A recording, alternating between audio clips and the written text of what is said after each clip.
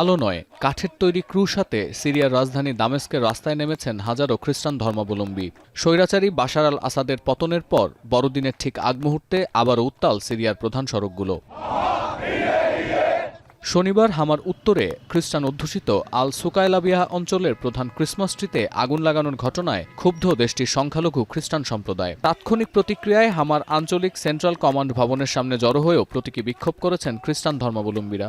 معتصمين مشان نطالب بحقوقنا بالاعتداء اللي صار على الصقلبية بحرق الشجرة، الاعتداء على الكنايس. طالعين بناء على من اسبوعين لحد هلا صار في عمليات تخريب كثير كبيرة بالنسبة لنا كطائفة.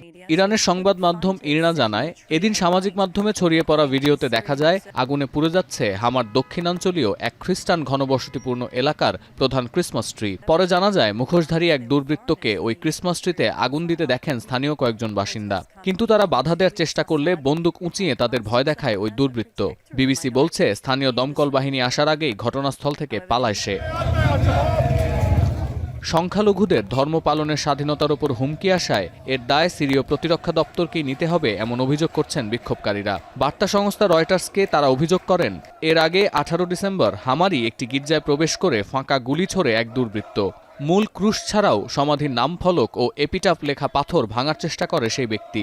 হায়াত তাহরির আল শাম বা এইচটিএস কর্মীদের সিরিয়ার নাগরিক ভাবতে আপত্তি না থাকলেও তাদের সাথে আসা আফগান বা উজবেকিস্তানের নাগরিকদের আর সিরিয়ায় থাকার প্রয়োজন নেই বলেও দাবি করেন এই খ্রিস্টান বাসিন্দারা।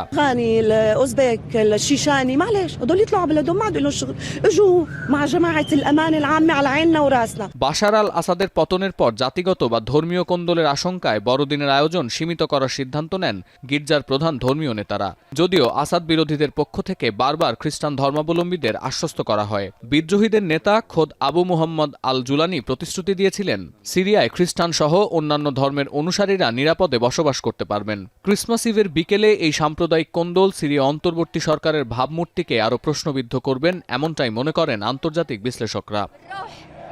সতীর্থ কর্মকার, এখন বিশ্ব। একনল হ্যান্ড ওয়াশ 100% প্যারাবেন ফ্রি, তাই নিরাপদ হাতের জন্য আস্থা রাখুন একনলে।